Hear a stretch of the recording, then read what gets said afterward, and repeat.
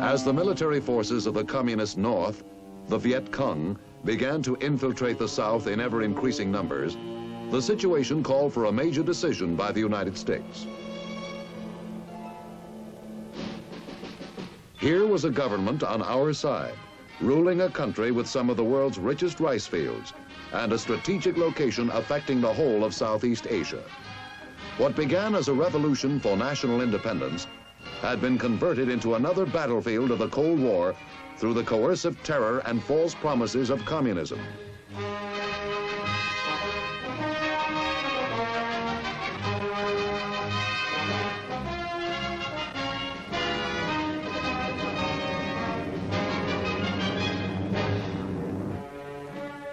(1961) was the critical year, and our decision was that the anti-communist portion of Vietnam must get our full support. And so we came to Vietnam, Americans from the Army, the Air Force, the Navy, the Marine Corps, and civilians too, to advise and assist the government of South Vietnam. We face a rugged environment harboring an invisible enemy. Swamps, mountain, and jungle provide the communist with an almost impregnable fortress. The native population, persuaded by false promises or stricken with terror, becomes the enemy's human shield. And too often the stolen fruits of their hard labor become the enemy's principal line of supply.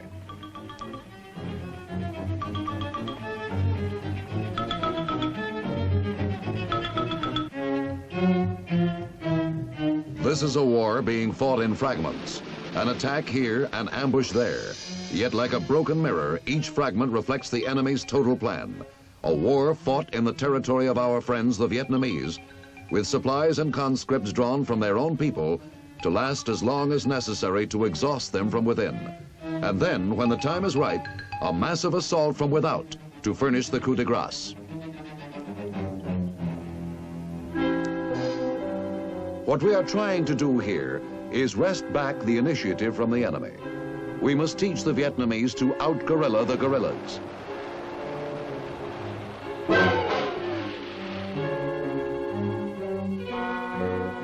With skills and tactics developed by United States Special Forces experts at Fort Bragg in the United States, Vietnamese Rangers now can match the enemy at his own game.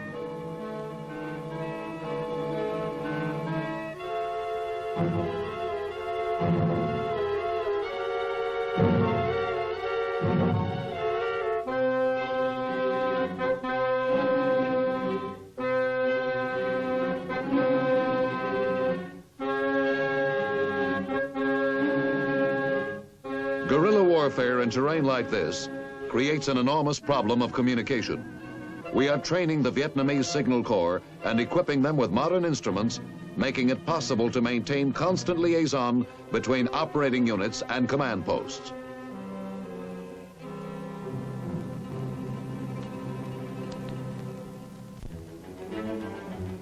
There are many here, Americans and Vietnamese, who believe that better communications are the key to the problem. Their improvement is gradually depriving the Viet Cong of opportunities to apply overwhelming force to isolated villages and outposts, unable to summon help.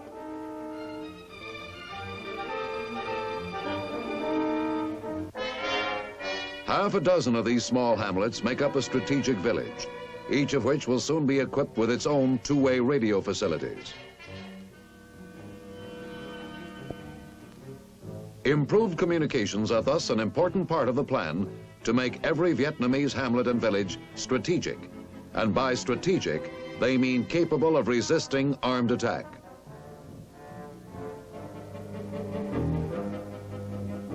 With speedy communication, retaliatory action against Viet Cong surprise attacks can be swift and pinpointed.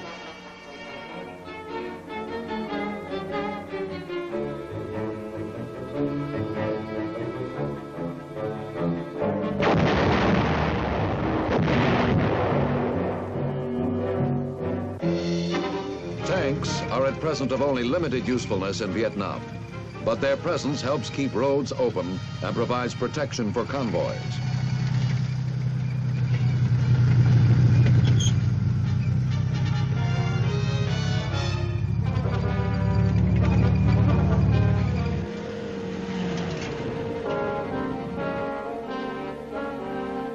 Guerrilla wars have a habit of growing into full-scale national wars.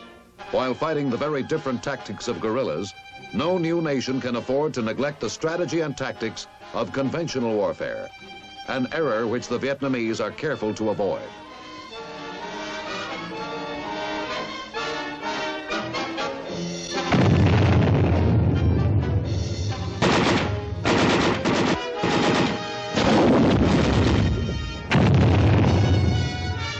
The moment conventional science and tactics are neglected, guerrillas with foreign-based communist sources of supply are quick to convert to full-scale modern warfare.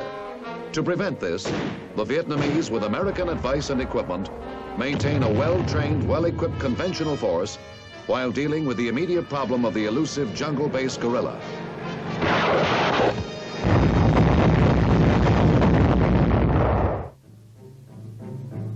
The different types of terrain in Vietnam have made the war into 3 wars.